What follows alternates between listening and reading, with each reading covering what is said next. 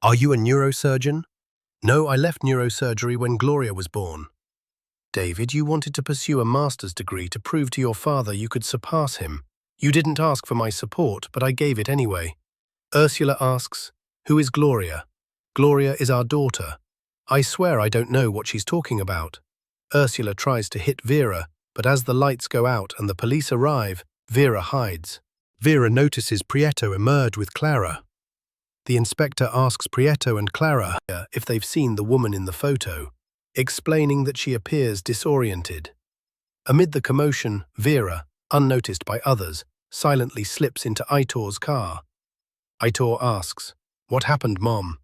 Clara replies, "A crazy woman broke into David and Ursula's home." As Aitor leaves, Clara says, "Invite Uncle Roman tomorrow. It's Angel's birthday, the day Angel dismembered his wife's body." As he was to depart, Clara makes a call from the phone booth near Prieto's house. She says, "My watch should be on the floor in your home." Prieto responds, "It's probably here. Listen, do what I told you. I have the passport. We'll talk before you leave, okay?" Prieto searches for the watch but can't find it. He also notices a broken window. At home, Clara then tells Aitor, "I need to go to Errejón for a while, to the new office. Uncle Roman will take care of you." Vera suddenly appears in the back seat of Aitor's car. Shocked, Aitor stops the car, gets out, and shouts, "Who the hell are you?" Vera says, "Listen, I know what this car means to you." Aitor demands, "What the hell do you want? You bought this car from your Uncle Roman while you were in flight school. Your father, Armando, was a military pilot. You barely remember him. He died during a practice maneuver." Vera says, "I don't know when the connection between us broke, preventing me from meeting David and allowing him to stay with Ursula." Aitor asks, "How did we supposedly meet?" "In 2001, we took the same train every morning. You almost always sat in the same seat, and sometimes, like that morning, I sat across from you. When we reached Valpineda station, I nearly fell, and you helped me. We stayed in touch and became friends. One night at the cinema, you introduced me to David and Ursula. From the moment I met him, I knew it would be him. I know you can't stand seeing planes crash. You liked me a lot. I liked you and let you go. It was love at first sight with David." "That was a great story," Aitor says. "It's a pity it didn't happen." Vera insists, "It did happen."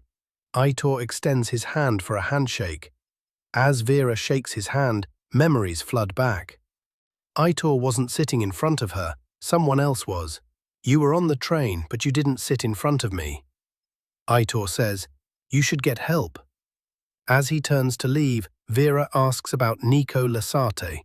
Aitor responds, "What does Nico have to do with this?" Vera mentions Hilda Weiss. Angel's ex.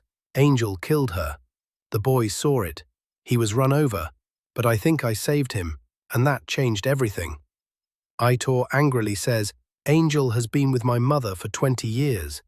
He couldn't hurt a fly, much less Hilda Weiss. She only left him. She went with someone else after the Berlin Wall fell." Vera hears the TV show playing in the background. Today's guest is Karen Pardon, author of the novel Mirage, published 2 decades ago. In the novel, she describes 2 symmetrical electrical storms that occurred on November 9, 1989, and today. The TV host asks Karen Pardon, "How could you predict this would happen? Can you see the future, or does reality surpass fiction?" Karen responds, "My book is based on a story I was told about a boy with schizophrenia. His hallucinations were so vivid that they inspired me to write the novel." The host probes further. "So, this boy inspired the idea of the woman who spoke through the television?" Karen clarifies, "Not exactly him, but his mother. There are many coincidences in the story." "You left this at the hospital. What are you doing here?" "You were at David Ortiz's house. He told me he knows Aita Medina. Aita is a pilot, so I presumed you would be here." Vera finds the novel, dedicated to Nico Lasarte, and shows it to the inspector, saying, Karen Pardon found this story through Nico Lasati. Nico's mother told Karen Pardon about her son, Nico, but the hallucination was real. It was me. Please, let me prove that I'm not crazy. Maria Lasate came to see me because her son was convinced his life was saved by a woman from the future who appeared on his television. What Nico's mother, Maria, wanted to know was whether the electrical storm could have created a time-space wrap, something like a video call in symmetrical parallel time. Vera asks what happened to the boy. Karen answers, "I don't know. She didn't tell me. I was only interested in all the questions that I could use in my book. If you didn't have contact with him even then, could you find him now?" "No, I couldn't." "Your book is pure fabrication, right?" "Yes, pure fantasy." "But it's happening. The storm. I'm here. I remember Nico Lasat." Karen responds, "That doesn't prove that the woman from the future wasn't just in Maria Lasat's son's mind, or that Nico Lasat ever existed. He might have existed only in the mother's mind. Like this book, it could be based just on my imagination, but I exist. I told you my story, and these photos exist. They are proof of this. Nothing proves anything. We are the ones who make sense of it. All we know is that the brain truly believes the experiences that we feel. Its function is to interpret a hallucination as if it were real. What do you think would happen if reality were just an illusion?" So, given that under the same meteorological conditions, the connection would be possible, how could we recover it? "Why do you want to?" "To get my family and daughter back." "I don't know, but if it's possible, we would have to reproduce the exact conditions that occurred at the time of the first change, in the same place, with the same electrical connection." "Can I see your watch?" The original television, the camera, and of course, during the storm. The storm started 53 hours ago. If it's symmetrical to 1989, it will last 72. This is the time I have left to find my daughter. Will you help me? How? I need the old television and the camera. The Lasat could have them. Searching police files can be very slow. I need judicial authorization, and I won't get it with this story. I need more. Like what? Something convincing. Vera remembers a news article David Ortiz read about the death of Nico Lasate, in which Angel Prieto confessed that he had planned to bury his wife under the abattoir he owns. In the life where Gloria was Vera's daughter, Nico died, and Angel Prieto was arrested for killing his wife. Angel confessed that, had he not been caught, he would have buried his wife at his abattoir. In this life, however, Vera is a doctor. David Ortiz is not her husband, Nico's whereabouts were not known, and Angel Prieto is not in jail. Instead, he is happily married to Clara. Still, he would have buried his wife at his abattoir, but he has not been caught until now. Vera explains to the inspector, "I think I've got it. The search begins at Angel Prieto's abattoir, where they found a suitcase containing skeletal remains. There's something I don't understand.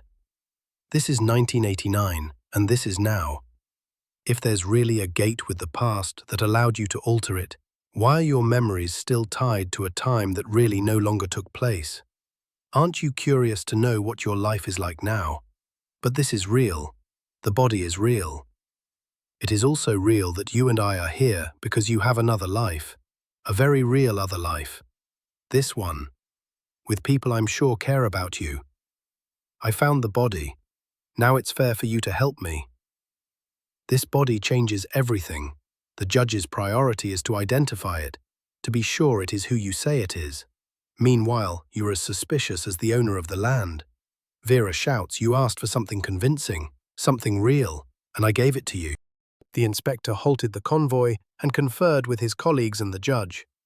Returning to his vehicle, he announced over the radio, "All units, this is Inspector Leyra. I've lost contact with Vera Roy. Report directly to me if she's located." Turning to Vera Roy, he continued, "My colleagues will support my account before the judge. Once you leave, you're on your own. I've made some calls, and checked credit card records. That's all the help I can provide." He then handed over a note with the following written on it. "Belmonte Hotel, room 10,016. You found Nico Lassart. I believe this lead will take you to him." The police arrest Angel, Carla, and Roman. Ursula calls David and says, "Something's happening related to that woman who came to our house." "I know. I'm watching it." He adds, "I'm at the office, but I'll be home soon." David, who is in a romantic relationship with Monica, tells her, "Ursula called me. I have to go." A knock sounds at the door, and Monica goes to open it. Vera stands there, shocked to see Monica. "Is Nico Lassart inside?" Vera asks, pushing past Monica into the house. Her eyes land on a packet labeled Arabesco. "How long have you been together?" "Since my operation." "It's not what you think," he continues. "I love her." "But you're with Ursula. That's totally different. Tell me what you want, and let's get this over with." Vera touches David's hand, and a memory flashes through her mind.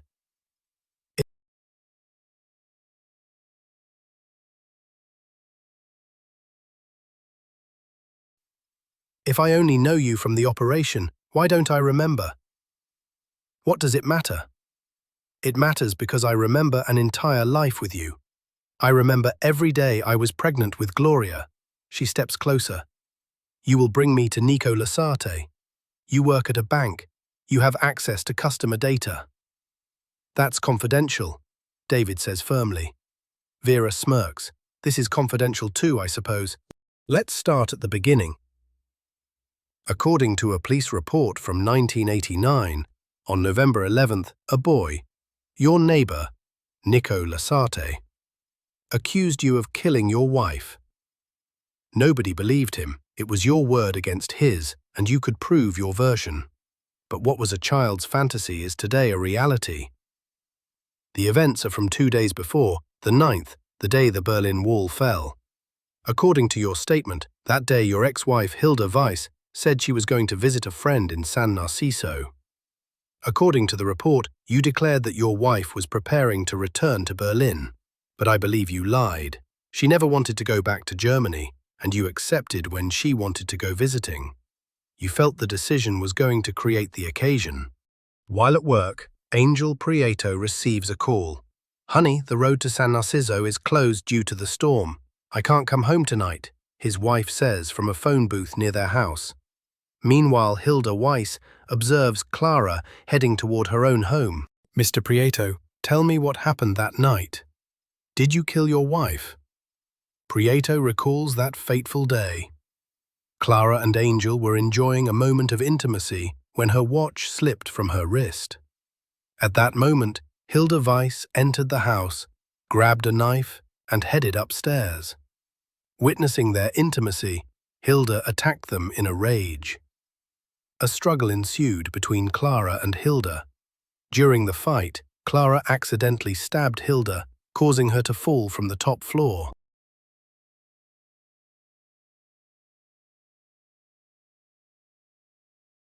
The inspector presents photographs of Hilda Weiss's skeleton, retrieved from Angel's abattoir, and declares, "You killed your wife."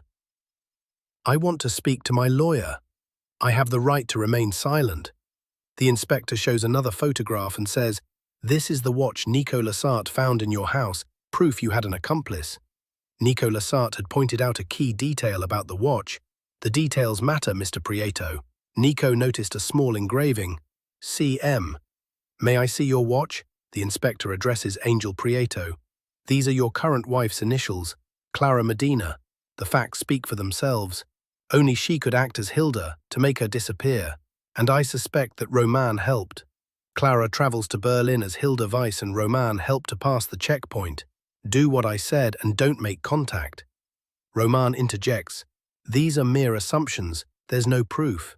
The inspector retorts, "Nico Lassart had the watch, implicating your neighbor, Clara Medina. You knew this, so you found a way to retrieve it, at the boy's expense. I have proof for what I say. We have checked everything you have said. But we have a problem, kid. Your neighbor, Mr. Prieto, reported that someone broke in and stole a gold watch. He also says his wife left. She left him for an ex-boyfriend in Germany, her home. Nico made a mistake, but he would never fabricate a story about what he saw in Prieto's house to cover for himself. The problem is that his wife's bank account shows movement in Berlin, and we checked the list of passengers. She flew there. There must be an explanation. Your son has told an incredible story about a woman from the future who speaks through a television, that she gave him the information about Angel Prieto. We have to find a way to solve this misunderstanding. I can only think of one option. The police officer takes Nico to Prieto's house. They ask him to return the watch to Prieto. If you promise not to do this again, this will be our secret. We will be at peace. They moved after a while. I didn't see him again. His mind wasn't right. That's the easy reading. Nico Lasarte made the mistake of mixing what he witnessed with a story about a woman from the future. That's why nobody believed him. We just need time for the forensics to prove that the skeleton we found is your ex-wife. David types Nico Lasarte. Then, Nico Lasarte will have won the battle. Over 20 years later, but he will have won. He was our customer, so was his mother. And you say he lived in my house. Let's track his movements and find his address. Here, this must be him. The circle is closing, Mr. Prieto. I will tell you what happened to Nico Lasarte. He got obsessed with proving he was right. All he had to do was to wait for the woman from the future to come back. He calculated the hours left in the storm, guessing that when it ended, the gate would close. That's what happened. Something in the future had stopped any new communication. He only had questions, and his mother only wanted answers. TTs proved that he wasn't consciously lying. So the reason for his obsession had to be a mental disorder. His mother decided to take him away from that house with the hope that someday he would be cured. But it was just the beginning of a long nightmare. First the psychologists, then psychiatrists. Then admission to a center until he surrendered to their ideas. But not to himself. He denied the existence of Vera Roy so they would stop.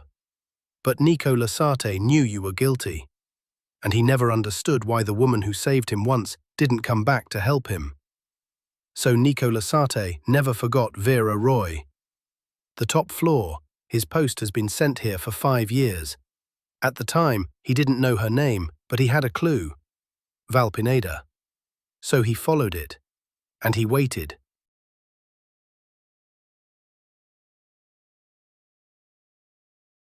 Vera enters Nico Lasarte home.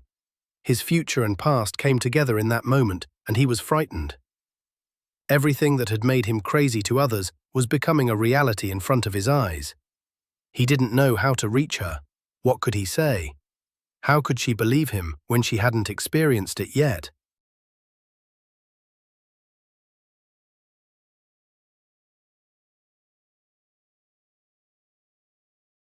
He stopped looking for answers and wished that she would never look for them either. The flight of a butterfly can be very cruel if it occurs in a place and time that allows for change.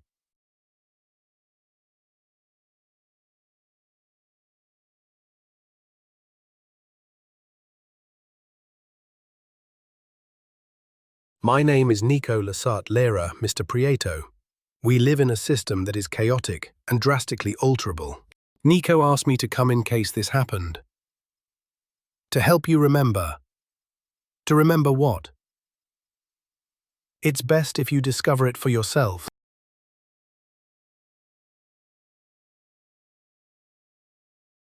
Nico arrives home and tells, "Thanks, Mum, you can go. I'm sorry, I have been stuck for 2 days, since you came to the station and you didn't recognize me, talking about that life you had when I was a boy. It wasn't the life you had with me. It wasn't possible that you lived it because I changed it. By finding you, but you had those memories, and you had erased me. I let Dr. Fell interpret what was happening in his way, and I waited, with the hope that you had remember us, Vera easy. I just wanted to understand my experiences as a boy and why you hadn't come back. I couldn't know that when you were to meet Aitor, you would meet me, and everything would change. I avoided you finding me, because I didn't want things to change again, because I love you, and I don't want to lose you. I have feared this moment for years. I feared the day you would find our connection in our present. I imagined all the possibilities, but not that you would forget me overnight, that you would go back to a life you haven't lived. Because I changed it. Then the storm arrived. I need the camera and the television. I don't remember any of this. I dumped all of it. No, someone broke into David and Ursula's house. It was you. To test the connection. You wanted to know. I would have too. Yes, I tried it. But I realized it was a mistake and disconnected. I couldn't risk a new connection altering my past and everything I did to meet you. But I let you find me, to see who David Ortiz really is, and to find me. You have to go back to 1989 and grow up without an obsession with me. You have to forget me so that you never have to find me, and you have to forget Angel Prieto too. If they find him in the past, that would affect Clara, that would affect Aitor, and I need to meet him, like I would have if you hadn't stopped it. That's the only way to meet David and to get my daughter back. What if it doesn't work out? We can't control everything that might happen. I will take the risk. Let me be your memory. As Nico Lazarte touches her, Vera gets her memory back about the life she had with Nico Lazarte.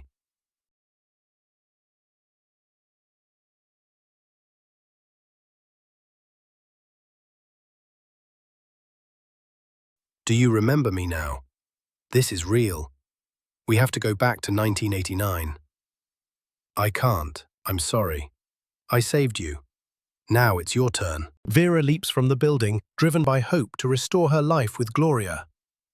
Nico's heart shatters as Vera jumps, a storm of grief, guilt, and desperation swirling within him.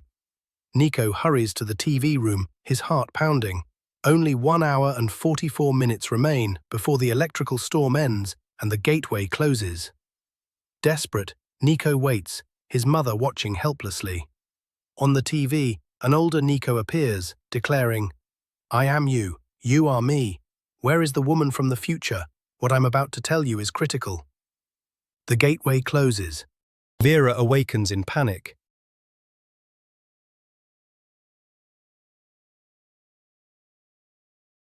Vera trembles with fear, uncertain if she has returned to the life with Gloria. Her heart races as she checks.